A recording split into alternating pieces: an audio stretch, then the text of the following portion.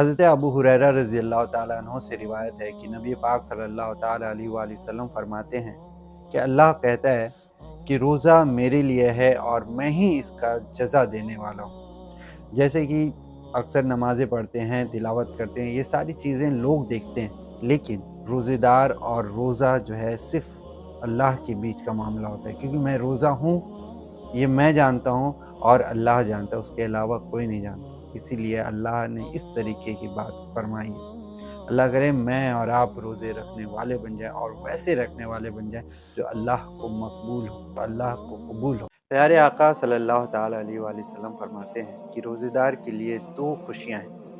पहला वो जब वो रोज़े खोलता है और दूसरा वो कि कल क़यामत के दिन वो अल्लाह से मुलाकात करेगा। दिन भर के बाद जब हम इफ्तार करते हैं तो जो सुकून, वो जो आफ़ियत हमें मिलती है वो हर रोज़ेदार जानता है। इसी तरीके से जब आप पूरी ज़िंदगी अल्लाह की इबादत करते हो, उससे मिलने के लिए आपके दिल में चाहत होती है, और जब आप अल्लाह को देखोगे तो वो सुकून, वो आफ़ियत जो मिलेगी आपको, ये हर मुसलमान इसका तसव्वुर करता है। अल्लाह करे मैं और आप इन दोनों खुशियों को हासिल करने वाले बन जाएं। क़यामत का दिन होगा और अल्लाह वो किताब जिसको अमालनामा कहते हैं वो मेरे हाथों में रख देगा और कहेगा पढ़।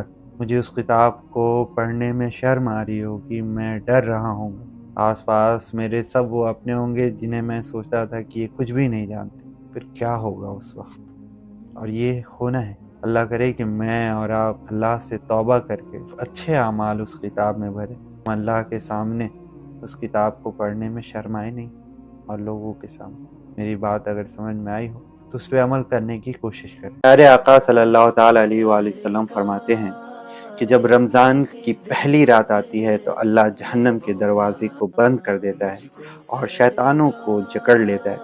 इट मीन्स ना जहन्नमियों पर आज़ाब हो रहा होता है और ना कोई शैतान आपको बहका रहा होता है।